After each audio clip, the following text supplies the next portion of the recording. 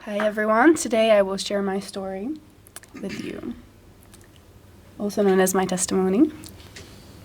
So how did I get to Tyndale? As I mentioned before, Tyndale is an interesting place because we debate a lot, yet we believe in the same God. We bless each other, we hurt each other. So it has been a great and challenging experience for me to be here. But how did I get here? I'm from Hungary, which is in Central Eastern Europe, and we have the beautiful capital city of Budapest.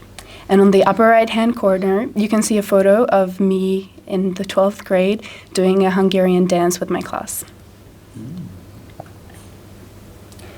This is a picture of my family. You've met some of them. I have my parents and my two sisters and brother who are all younger than me, and I love them a lot.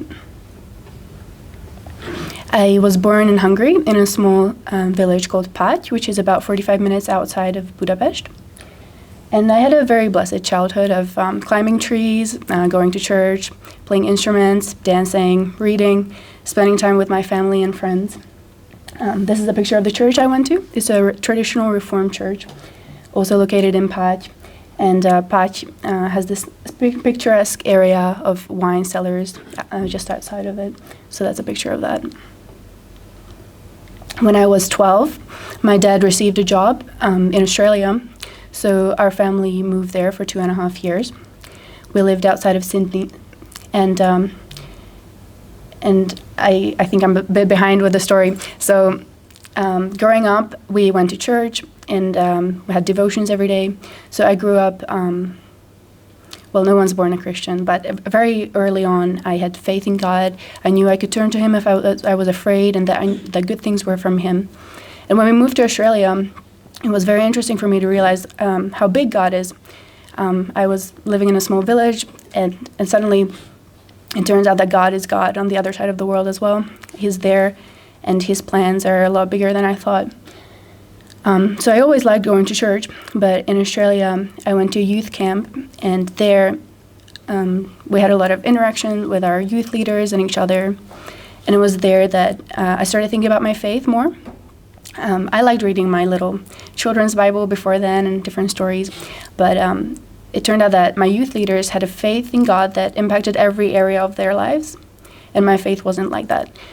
So from this youth camp, I went home and I wanted to learn more about God. I wanted to read my Bible more, and I wanted to share about God more. And actually, this is momentum that I find very significant in my story. Me coming to faith was a process, but at this point, I started asking more questions and just seeking God more.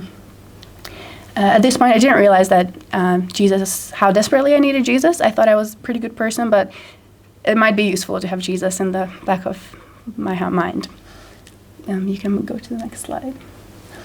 But overall, I realized that I actually desperately need Jesus, and I understood more about sin and grace. I find that every lesson that God teaches me is like concentric circles. Like I learned some about sin, I learned some about grace. So I guess I've done a few concentric circles, but I know I have a lot more ahead of me.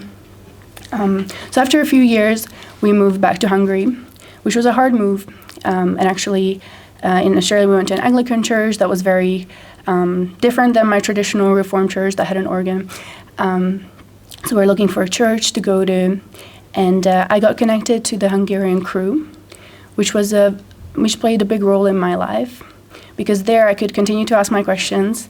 I got to be in Bible studies, which I loved, and I got to serve as well to lead Bible studies of my own, and go on mission trips later on, which was really great because mission trips to me sounded fun, but I thought, well, surely God doesn't want me to have fun, and this somehow made me just suppress this desire for people to come to know God in places that are not near me. So then I realized that maybe not everyone has this passion, so maybe it's okay to share God with people who are near me and who are far. So this is a picture taken in Dubai, I believe.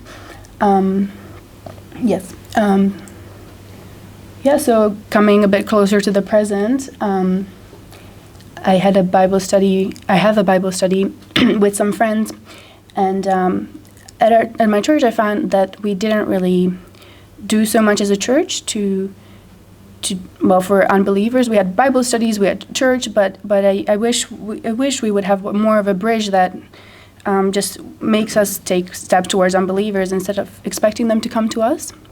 So with my Bible study, we tried to do some of that.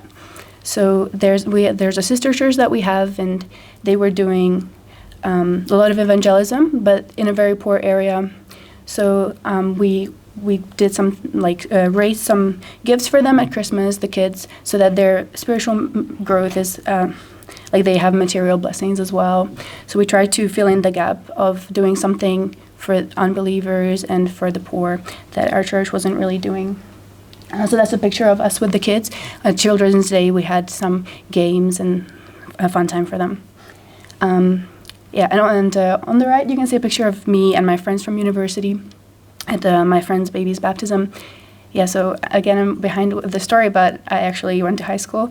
These are my university friends. I went to business university, that I enjoyed, especially because I got to know these ladies, and also learning about businesses, learning about how women, female leaders can have an impact, and the different social responsibilities that you can take on. You can go to the next slide. So before coming here last year, a lot happened. I graduated from university. I started working full-time. And for years, since about the end of high school, I've been thinking about studying theology.